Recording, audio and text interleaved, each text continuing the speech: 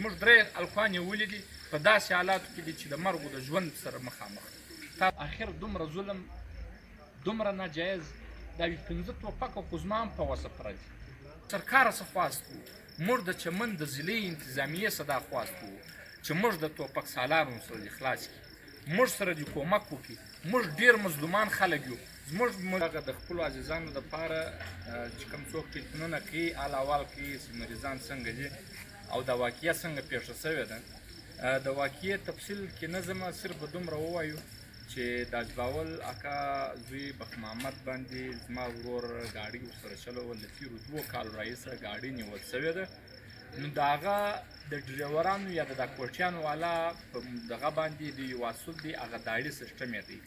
نو د تېر یو کال داړیانې یا زیاتې تقریبا په بخ محمد پاتې دي چې د زما ورور یې هره ورځ ټلیفون هره ورځ ورتګ چې نن راسه سبا راسه میاشته ما بعد تاریخ راسه بیا بیا ما ته ویلي چې زه ستړی یم د دا خلکو سره چې ما ته بار بار ټیمونه راکوي او دلته مې ګاډي د پورو ده یا پوښتنه په ما پسې پاتې دي خلک زما څه پیسې غواړي نو زه پیسې نه لرم بخ محمد پیسې نه راکوي بیا زه راولاړ شولم د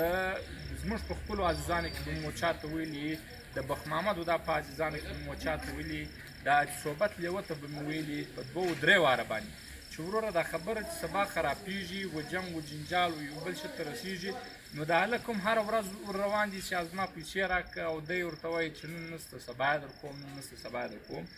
نو اخر د دې 13 اګست باندې بخ محمد په خپل ځای کې 14 اګست جوړ کړی دي 14 اګست په جشن په تیاري کې دي نو الکوان ورغلي دي چې پیسې ده ورته ویلي چې سبا یې درکوم د 14 اګست په ورځ یې ورته ویل نو پر 14 اګست باندې پیسې نه دي جمع کړي د نن ورځ چې دوی کوم ورغلي دي پر 15 اګست باندې د ماښام پر 9 بجې څه لږ در مخه دی په ځای کې ناست دي یو دی د یو بل هلک ورسره ملګری کړی دي چې حاجي هغه پیسې راکړه بخ محمد 2 لکه روپۍ ورکړي دي چې پاتې 15 لکه دي یا 11 لکه روپۍ دي کول خو د ګردو پیسو ورسره کړي ده ورته ویلي چې حاجي زه د یو کاله ستا ته په انتظار یم خلک موږ ته پیسې غواړي نو دا ستا پیسې دا زه چا ته ورکړم هغه ورته ویلي چې مازغه مې خراب دي راسه ولاړ شه هغه ورته ویلي حاجي دا خبره باندې خو زما څه پورولې غاړه نه باسي ما ته پیسې راکړه ده ورته ویلي چې ته ګسه بدماشي کوې ستاسو څه پلانات راولاړ شوي دي دی دي ورونه یې دي ورېرونه یې دي ګاټان یې دي دا 2 الکوان یې وهلي دي د هغه ما بعد د خلکو ټلیفونونه زموږ پر الکوان راکړي چې راسئ د الکوان یې پورته کړي 2-3 نور راغلي دي چې د مریضان سره راپورته کړي اچولي دي دوی پر راوتلي دي په دا حال کې ټکان یې پر کړي دي په دا کې 2 الکوان چې دي هغه زخمي شوي دي وزیر محمد هلک دی هغه په غوږ کې ویشتل شوی دی او یو چې دی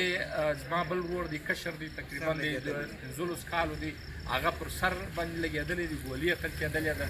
او بل زما ورور محمد رفیق چې دلته دی هغه اول چې ورغلی دی هغه دی په 15 کسو باندې دی وهلی دی